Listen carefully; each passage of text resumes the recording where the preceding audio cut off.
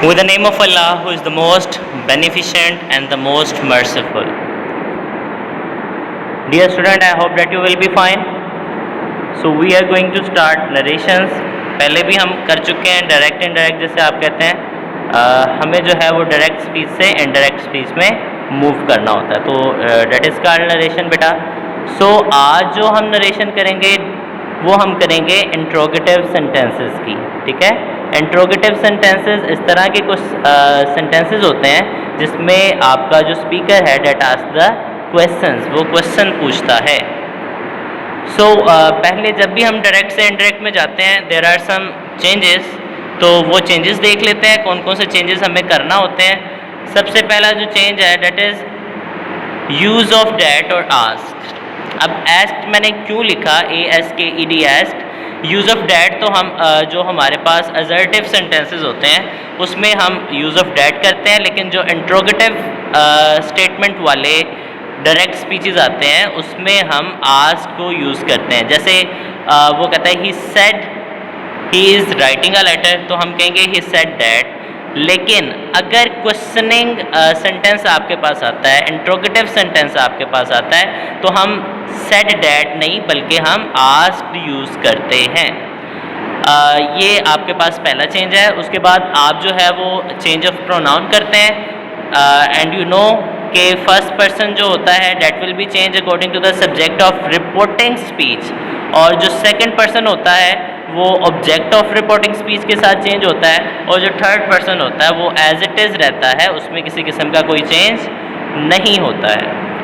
उसके बाद बेटा चेंज ऑफ टेंस आता है. आप प्रेजेंट इंडेफिनिट को पास्ट इंडेफिनिट में चेंज कर देते हैं, पास्ट इंडेफिनिट को पास्ट परफेक्ट में चेंज कर देते हैं, प्रेजेंट कंटिन्यूस को पास्ट कंटिन्यूस में चेंज कर देते हैं. और इसी तरह लास्ट पे जो है वो चेंज ऑफ वर्ड्स आता है जिसमें आपने सर्टेन वर्ड्स को चेंज करना होता है.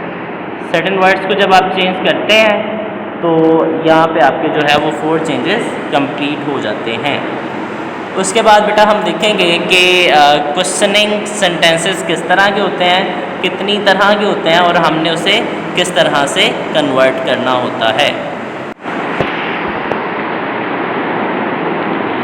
जी तो स्टूडेंट्स, नरेशन में हम जो है वो डायरेक्ट इनडायरेक्ट स्पीच में इंट्रोगेटिव सेंटेंसेस को यानी क्वेश्चनिंग सेंटेंसेस को डिस्कस करेंगे.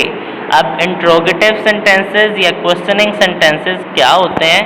ऐसे क्वेश्चंस जिसमें कुछ क्वेश्चन आस्क किया जाए वो क्वेश्चनिंग सेंटेंसेस होते हैं, and they always have question mark on the end of the statement. Statement के एंड पे हमेशा क्वेश्चन मार्क जो है वो यूज़ करते हैं. अब बेटा क्वेश्चनिंग सेंटेंसेस जो होते हैं या जिन्हें आप इंट्रोगेटिव सेंटेंसेस कहते हैं, दीज आर ऑफ 2 टाइप्स. ये भी 2 तरह के होते हैं. क्वेश्चनिंग सेंटेंसेस या interrogative sentences, these are of 2 types, 2 तरह के होते हैं. एक तो ऐसे जो है वो क्वेश्चनिंग सेंटेंसेस या इंट्रोगेटिव सेंटेंसेस होते हैं that are directly started from WH family. ठीक है, WH फैमिली क्या होती है? Why, what, whom, whose. So एक तरह की या एक टाइप के जो इंट्रोगेटिव सेंटेंसेस होते हैं that are directly started from WH family. ठीक है जी, ये आपके पास हो गया एक type, one type of interrogative sentences. And the other type of interrogative sentences beta that starts from do, does. So simply we can say that starts from the helping verb. एक WH family से start होता है तो दूसरा जो है वो helping verb से start होता है. ठीक है जी, अब हम देखेंगे कि अगर हमारे पास WH family से सेंटेंस आ जाए, इंट्रोगेटिव सेंटेंस आ जाए, तो उसे किस तरह से इनडायरेक्ट स्पीच में चेंज करेंगे. और इसी के साथ साथ अगर हमारे पास हेल्पिंग वर्ब का सेंटेंस आ जाए तो उसे हम किस तरह से इनडायरेक्ट स्पीच में चेंज करेंगे. सो सिंपली एक चीज़ सुन लें, जब WH फैमिली आती है तो हम एडिशनल कुछ भी यूज़ नहीं करते हैं. ठीक है जी, एडिशनली हम उसमें कोई भी कंजक्शन, इंटरजेक्शन हम कुछ भी यूज़ नहीं करते हैं. लेकिन when ever the interrogative sentence starts from the helping verb, so we additionally use if or whether. WHE THER whether use करते हैं या इफ़ यूज़ करते हैं। So we shall prefer if, क्योंकि इसमें स्पेलिंग मिस्टेक के चांसेस बहुत कम होते हैं। सो हम इंट्रोगेटिव सेंटेंसेस में अगर WH फैमिली आएगी तो हम उसमें एडिशनली कुछ भी यूज़ नहीं करेंगे, सिंपली सेट को आस्क्ड में चेंज कर देंगे। But when the sentence starts from the helping verb we have to use if additionally. So we have the exercise here.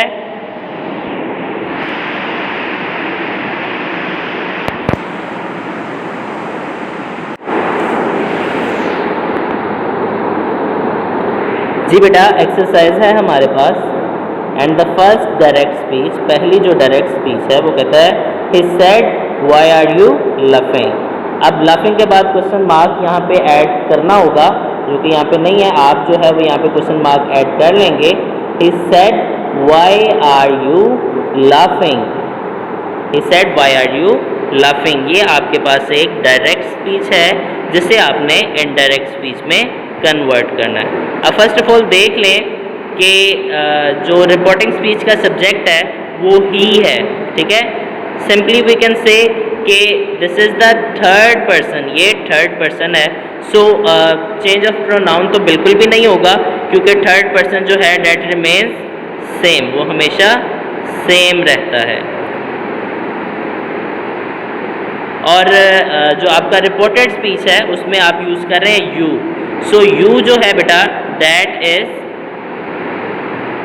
Second person. You जो है वो सेकेंड पर्सन होता है और इसे ऑब्जेक्ट के अकॉर्डिंग चेंज करना होता है। और जहाँ पे आपको ऑब्जेक्ट नहीं मिलता वहाँ पे आप टू मी एज्यूम कर लेते हैं।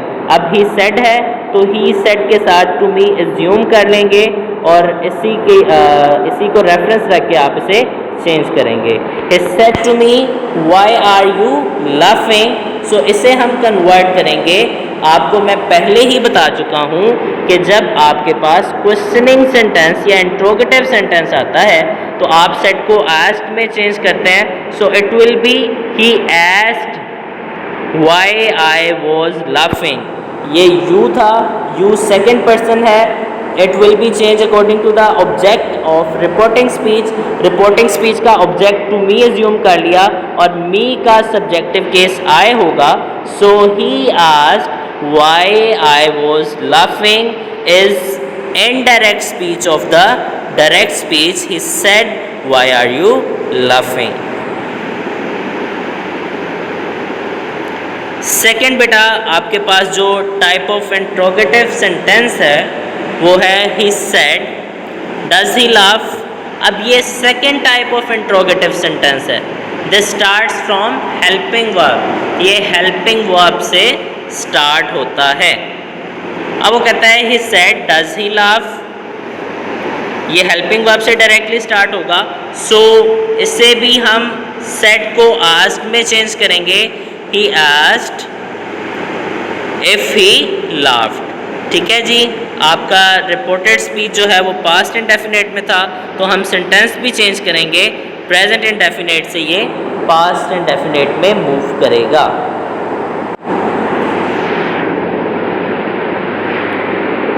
इस लेक्चर को बेटा आप जो है वो 2 से 3 दफ़ा सुने एंड देन प्रैक्टिस योरसेल्फ। खुद से जो है वो सेंटेंसेस की प्रैक्टिस करें। And the best way to practice is the exercises of your board grammars. आप जो है वो बोर्ड ग्रामर्स के इंडेक्स में से नरेशन में जाएं और नरेशन में से आपको क्वेश्चनिंग सेंटेंसेस या इंट्रोगेटिव सेंटेंसेस मिलेंगे। तो वहाँ से जो है वो आप अनसॉल्व जो आपके पास सेंटेंसेस होंगे उन्हें सॉल्व करेंगे तो आपकी प्रैक्टिस हो जाएगी। अगेन मैं आपको बता दूं कि इनकी अच्छे से प्रैक्टिस करें। प्रैक्टिस के लिए you should have to move to your indexes of your board grammars. Board grammars के इंडेक्स में से नरेशन में जाएं और नरेशंस में से क्वेश्चनिंग सेंटेंसेस या इंट्रोगेटिव सेंटेंसेस में जाएं और वहाँ जाके क्वेश्चनिंग सेंटेंसेस की प्रैक्टिस करें।